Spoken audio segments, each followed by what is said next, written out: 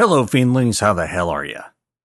I finally managed to finish recording the audiobook for Oceania, which has now freed me up to edit Extinction and start work on recording Sacculina. Since Sacculina doesn't require an Australian effing accent, it should go more smoothly. That's not to say it won't be without its challenges, but so what else is new? I don't do this because it's easy. So while I'm working on Extinction and Sacculina, I'm also getting back into the new book. I have a scene or two to get through before the crazy starts, so I need to buckle down and get that done. Time to aim for a chapter a day for the next 20 days or so. I'm sure that will be possible. Since there's nothing further to report in Cooley Land, let's get back to the ocean. Be safe, have a great week, and we'll talk again Wednesday. Here's episode 17 of The Black, Oceania. Chapter 31. 4 days ago, Sarah jumped on a cargo plane that might as well have not existed, landed at an abandoned airfield, and stepped onto this ship. Since then, she'd been concussed, nearly drowned, and almost blown up. All in all, this had been a shitty mission. She glared at the laptop sitting atop the nightstand. Her cabin had been cleaned and dried, and she lay atop a fresh sheet. Rags had pumped her full of enough analgesics and meds to keep her drowsing through the day and well into the night. Every muscle ached, but her head seemed a little more together. Her eyes hadn't crossed once since she'd awakened. That had to be a good sign, right? Her shoulder itched, and she reached for it, forgetting a pinch of pain would be her reward. She didn't flinch or make a sound in response. She was too annoyed to let it get the best of her. Besides, she was about to have more important things to worry about, like keeping Alan from killing her. Moore had sent her a series of satellite photos, the kind they should have had in the first place. The portage where the lifeboat was suspected had more than just one craft. The close-ups showed two boats, one in the same general class as the Zode, and something that might once have been a commercial trawler. The ship's decks had been stripped of any fishing tackle, but appeared to have multiple cable lines. Hadn't Alan said something about pirates? She thought he'd been kidding her, a funny joke to play on the embedded external resource. Now, it didn't seem so amusing. If the lifeboat were there, they'd moved it further into the cave or whatever the photo showed. Without a picture from a different angle, it was impossible to know what was there apart from the watercraft and the sheer wall. No people, though. The resolution on the images was more than high enough to see them if they'd been on deck or moving in the water. Instead, the makeshift port appeared deserted. That fact unsettled her all the more. Something here didn't make sense. The lifeboat had been at Urakuker. Somehow the creature inside, or whatever it was, got out and into the water. The shark-like M2 had been created from that same entity. So how had they moved the lifeboat, and why? After someone became affected, and someone definitely had been, how would that person not remain with the lifeboat, and instead ended up in the shallows, hiding inside a church? Who towed the lifeboat? She wondered aloud. And where are the people who found it? Face it, she thought. Answer one question, you answer the others. She could think of 1,000 scenarios, each crazier than the next, and each with its own action movie charm, but the simplest answer was the most likely. Someone got infected. They were killed and dumped overboard, probably with dive weights, or maybe rocks. Once that was taken care of, the lifeboat was towed during the night when the satellites couldn't track shit. Whoever towed it probably knew to keep the running lights off, and also knew the area well enough to navigate the topography without lights at all. Pirates. Fucking 21st century pirates. They still operated out of Somalia and multiple other countries. It made sense that other areas would have them too. The only question was whether the pirates were homicidal sociopaths, or the kind that could be bought for a significant digital transfer of funds. You're starting to sound like a politician, boss, Given said dryly. She grinned. An external embedded resource, you mean? Right and wrong.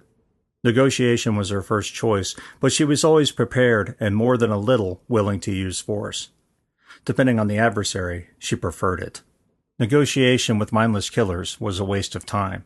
Even if they made a deal, you'd never be able to trust them to keep it. Imagine trying to make a deal with them, too. Sarah snickered. How much of the world would it have to eat to become intelligent enough to have a conversation? The grin faded from her face, and she suddenly felt cold despite the cabin's heat. The hippie M2 had displayed far more than simple predator-prey behavior. It had made strategies, reformulated its tactics on the fly, and engaged itself in complex problem-solving. The thing inside Ben Taub, probably a third as large as the hippie M2 creature, had also displayed more than a few of those characteristics. At Ben Taub, however, they'd been lucky. The M2 entity had had nowhere to go. Killing that one had been simple by comparison. What could M2 do if it consumed an entire island teeming with biological life? If it ate every particle of flora and fauna, converting the cells into itself, and then... what? Food, shelter, safety. Breed. Breed. What did that mean? "Damn you, Hollingsworth," she whispered. The thing could already breed, couldn't it? If you cut it in half, you have two entities. Based on the Miskatonic studies, M2 seemed nearly infinite in its progression. In other words, no matter how small you sliced it, you ultimately ended up doubling the number of entities, provided they were nourished and kept from the light. But was that really breeding? No. Breeding implied what? Sex? No, not sex. Offspring. True offspring. Offspring that were born rather than cloned. Sarah frowned at the thought. You keep trying to make it make sense when it makes no sense. It doesn't have all the attributes of known life, just some of its characteristics, behaviors, and instincts. Beyond that, what the fuck do you actually know? Not a whole lot. This was new territory. This is why Moore hadn't just filled the sky with fuel air bombs and blasted the Doi into a burning pit devoid of all life, including M2. Moore wanted answers, and if not answers, at least theories. She was also pressing hard for them. Something was going on in Houston, and Moore wasn't sharing. Sarah hadn't known the woman long, but Moore already had many tells. So long as you ignored her attitude and paid attention to what she said and what happened as a result, it wasn't too damn difficult to read between the lines. Each time Moore could have ensured containment by killing everyone trapped with M2, she'd done her best to keep the people alive. Offer chances. Any chance. Sarah was all but certain that's why her SWAT team had been sent inside. Not only had her team provided valuable recon and intelligence to Moore's eggheads, they'd also managed to save lives and eliminate the creature. Moore was a killer. That much was indisputable. So was Sarah. So was everyone aboard this ship. Well, maybe not Sinclair, but probably even him. Mercs and soldiers were paid to commit violence when the time came, or, in the case of Mercs, as their primary occupation. Maybe the only difference between them was fighting for country versus fighting for coin? Sarah sighed. The lines had once been so clear, so easy to discern. The older she became, though, the fuzzier they got. At least with M2, you knew where you stood. It had to die and be made extinct. Here she was, spinning herself in circles when her quarry probably had no more of a thought than wondering how you'd taste. Unfair again, she told herself, but probably close to the truth. You're procrastinating. Yes, I am. Another sigh, and she stood from the bed. Her nervous system jangled with aches and pains, her stiff muscles acting like rusty gears. She bent down at the waist and touched her toes. Her back tried to spasm, but she gritted her teeth and held the pose. Something in her lower back finally popped, and the uncomfortable sensation of pressure lessened. Warm up, she thought. Maybe go for a swim? She slowly raised herself before reaching for the ceiling and leaning back. Another group of muscles relaxed, a little. What she needed was several days of rest, a ton of analgesics, and a small child to walk on her back. Hell, they all needed that. Instead, she had to do her best to keep things from freezing up, no matter how pissed and painful they were. One more thing to do, and they could get the fuck out of the Doi. And never go near the fucking ocean again, she murmured. After stretching, she pulled on a pair of baggy sunpants and a comfortable top. She slipped on deck shoes, knew her hair was a curly mess, and walked up the stairs to the main cabin. Kojo stood before the counter, a finger sandwich in his hands. The bandage around his head had been removed, as had most of his hair. A ragged line of stitches cut through the short stubble. He grinned at her as he turned, his mouth in mid-chew. Instead of trying to speak, he held up a finger while he attempted to swallow. Take your time, Sarah said. Kojo chewed several times, looking like a bird trying to choke down an entire fish. Okay, he coughed. Try again. Hi, Kojo said. The grin on his face was difficult not to return, but his eyes appeared soft and a little sad. She knew that look. "Hi, how are you?" "Feeling?" He'd said the sentence at the same time she had. Finally, Kojo smiled. Really smiled for the first time since Hippie had transformed. He sipped at a glass of iced tea. "Balance is still a little off. Headache comes and goes." He shrugged. "I'll heal." "Same," Sarah said. "Can't imagine Alan's in much better shape." Kojo nodded slowly. "He's outside with Rags." He turned and fixed another glass of iced tea. When he finished, he handed it to her. "Go outside and join them. They've got some fruit out there with them, too." "Thanks," Sarah said before tipping the glass in a salute. A gentle cooling breeze wafted through the main cabin door, and sure enough, Rags and Alan sat near the Zode's harness, a drink in each of their hands and a cooler at Alan's feet. Sarah approached without speaking, her ears trying to catch the quiet conversation between the animals. When she was less than a few meters away, Alan looked up at her, as did Rags. Rags's face had a purple bruise stretching from the edge of her jaw to her hairline. Angry red welts covered one cheek and part of her forehead. Whatever M2 had used to shield itself had created a hell of a shrapnel storm. A bandage covered Alan's left ear, a precaution against getting moisture inside his perforated eardrum. He couldn't hear for shit now, and getting him in the water was a last resort. If only more could see the walking wounded that had become the animals. "G'day," Alan said with a thick, manufactured Aussie accent. "Hi, Sarah," Rag said. "You look better." "As do you," Sarah said, "although your skin looks pissed." Rags nodded. "No, yeah. New scars, probably. Never was much of a looker anyway." Alan chuckled before seeing the expression on Sarah's face. He sighed. "Rags, can you give us a few?" Rags smiled and rose from her seat. "Harper should have something for us to eat soon." "Sounds good." Rags traded a glance with Alan before turning and heading back to the main cabin. "Take a seat," Alan said, and gestured to the spot Rags had just vacated. Sarah nodded and sat beside him. The cold green tea had more than a hint of honey. Harper obviously thought everyone liked it this strong. Sarah couldn't deny it tasted like a guilty pleasure, but it also made her nerves sizzle from the sugar. "You head for more," he said. Not a question, but a statement. "Yes, I have new orders." "Thought so," Alan said. He sipped from his glass and stared out at the ocean. "Where? The lifeboat?" "Of course. New satellite photos, more boats around the area, and what looks like a small commercial fishing vessel, or maybe once had been." "Fuck," Alan said softly. "Anyone milling about?" "No," Sarah said, which means that they've either been eaten, Alan interrupted her, or are hiding. He turned back to face her. "I'm guessing eaten." "Me too. Still, it means we could be facing hostiles, the kind that shoots bullets." "Right," Alan said. For the entire conversation, his face had been a motionless stone. Rodin's The Thinker made flesh without looking like he was sitting on a toilet. After another sip of tea, which he seemed to savor before swallowing, Alan said, "You asking or telling?" She blinked. "Excuse me?" "Taking you to the portage. Is it an order or a request?" "I don't understand." Alan raised a finger, and Sarah stopped talking. "What I mean is this. Keko is maybe 2 rogue waves away from taking on water.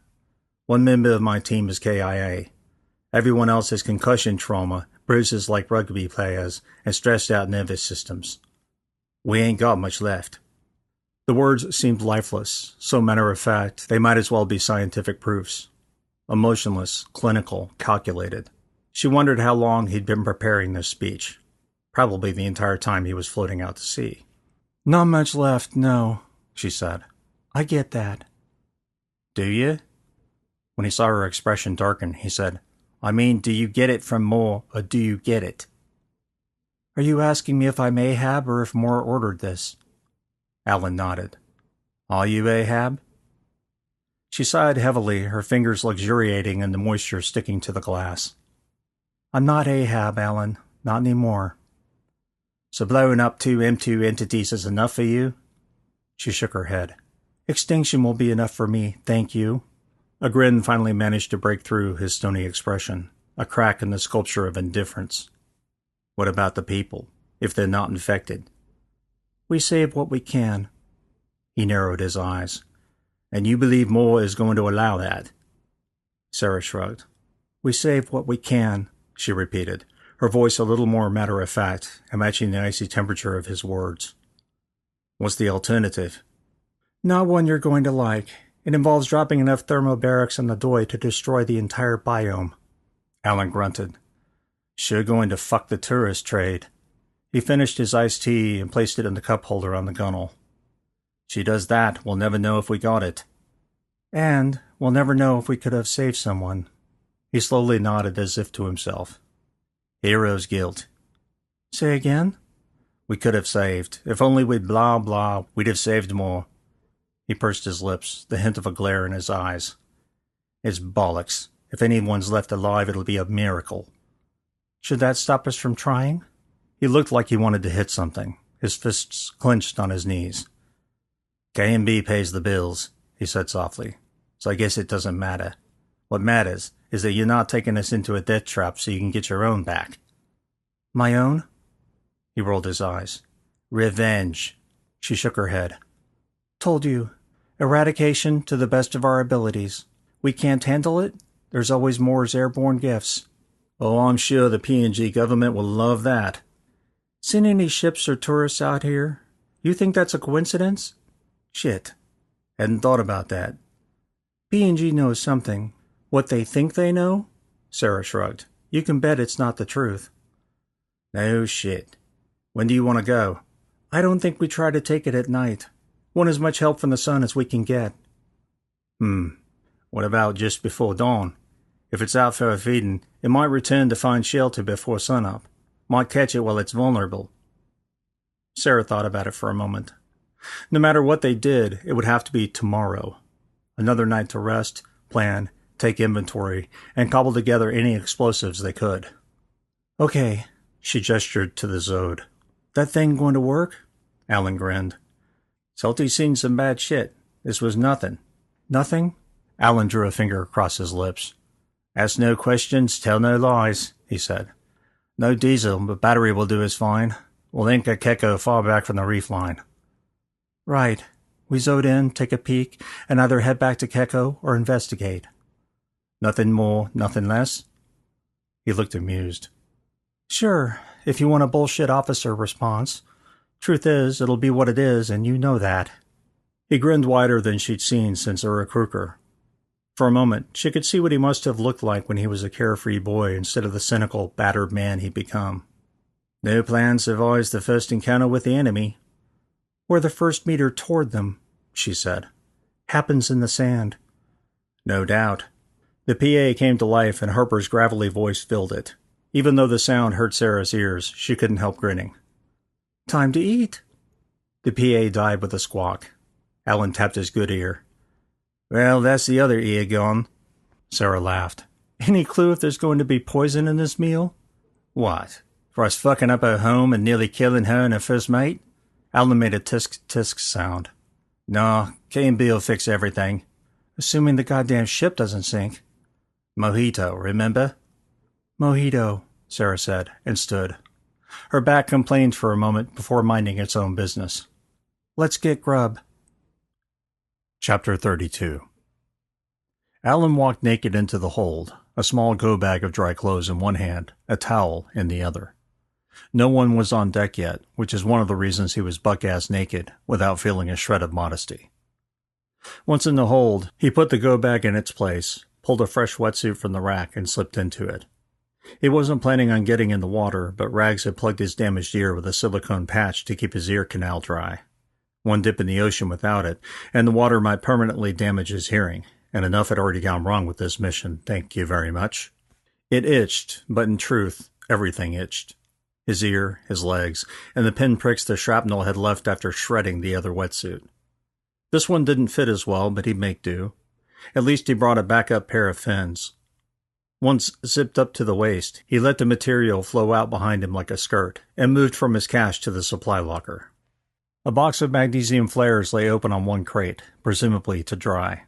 This part of the hold had taken a good dousing from the ocean, but most of their unused equipment, including the phosphorus munitions, had been stored in waterproof crates. The exposed supplies had been on deck with Rags and Harper, and what remained of those had been put aside in reserve. Alan wanted to trust every single piece of equipment they thought they needed. This, however, was all that remained of their supply of magnesium flares. 8, and then they'd have to switch to the phosphorus. Kojo wasn't going to like that, but Alan didn't give a shit. After M2's rampage through the reefs, what more destruction could they possibly do to the environment? Still, he didn't like the idea of knowingly using something toxic. A big no-no for the animals, and they'd been using this stuff at will just to stay alive. Focus, he told himself. He placed the flares in the go bag and moved to the arms locker. They had plenty of explosive grenades, but their AP supply was low. Only 6 remained. After that, it was phosphorus or high explosive. If M2 was at the portage and capable of anything like what they'd seen the hippie thing do, regular grenades weren't going to do shit. Neither were standard bullets. Another pain in the ass. AP bullets would help to do the job, but they wouldn't kill the creature. Instead, they had the phosphorus munitions, meaning they'd have to change magazines to switch between the ammo types. He could alternate them in the mags, but they didn't have enough phosphorus ammunition to waste that much of it. Not to mention, he didn't want to risk a jam. Who would? He put one of the remaining AP grenades, a phosphorus, and a mag of each ammo type in his go bag. After zipping it up and placing it beside his air tanks, he scanned the room and found the rifle rack. Ah yes, an AR. The spare rifles that had taken a tumble in the Zode had remained locked to their racks, but both scopes were damaged. The bolt guns had been fine, but someone would have an AR without a fully functioning scope. Mine, he thought, grabbing the least damaged of the two. A large crack ran from the top through the center and halfway to the other side, but he could still see through it. Alan grunted and placed the rifle with his other gear. Pistol, knife, spare mags. He fastened a diving belt around his waist and filled the pouches with extra ammo and other odds and ends. Once finished, he started sorting through the equipment for Rags and Sarah. He'd already commanded Kojo to stay with Keko. In truth, the man was probably in no worse shape than Alan, but he'd never admit that to him. It was also why Alan planned on staying with Salty. Rags and Sarah would dress up in full kit and perform the recon. The only question was whether or not they'd be getting into the water or climbing aboard the ship moored in the same general area as the Leaguer lifeboat. Alan reached the rack and pulled down Rags's and Sarah's wetsuits. He unfolded them on the crates and began placing items beside each. UV lights, mags, grenades. Freshly cleaned and checked ARs, diving belts, masks, and tanks.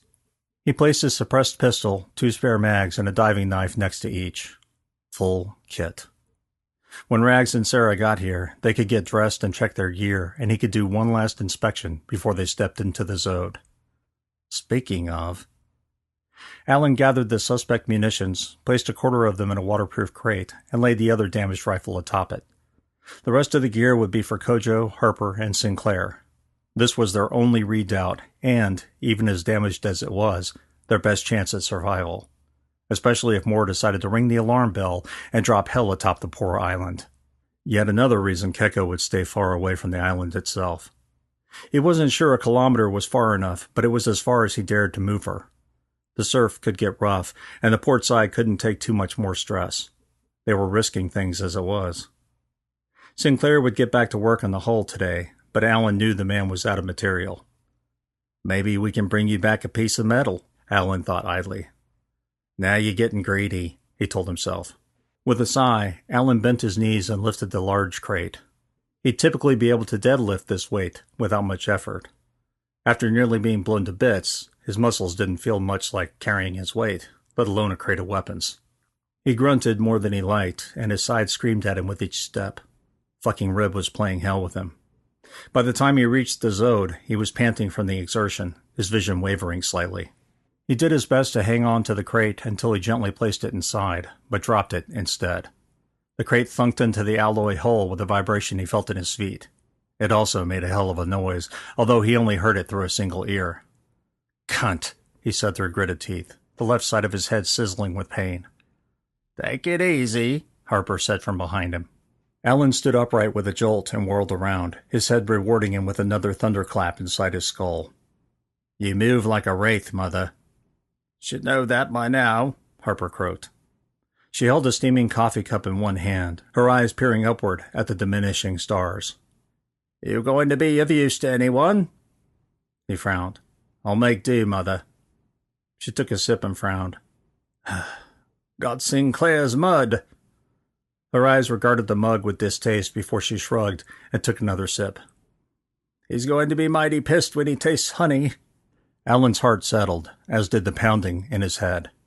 If nothing else, Harper knew how to provide a distraction. What can I do for you? Alan asked. Harper tapped her short fingernails against the side of the mug. Tell me you're going to let the ladies handle this one. He locked eyes with the older woman. They will.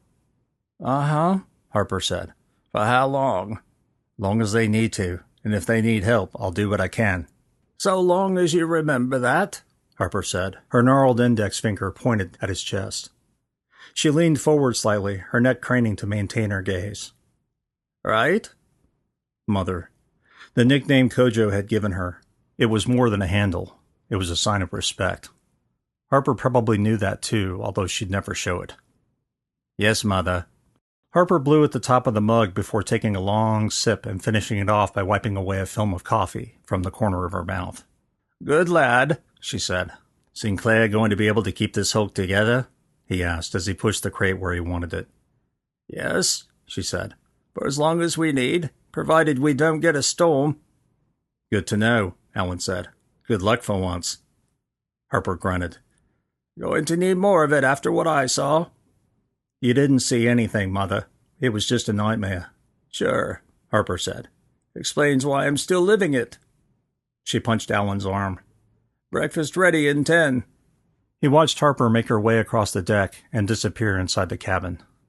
Damned woman, always talking sense. As usual, Harper had spoken without a hint of bullshit, obfuscation, or elegance. Bald and plain. He returned to the hold and grabbed the last of the equipment he wanted with him. His air tank, mask, and fins. Only for last ditch, he promised himself. He walked to the main cabin, doing his best to push the thoughts away. Another quick meal, another quick briefing, loadout, checks, and then shove off.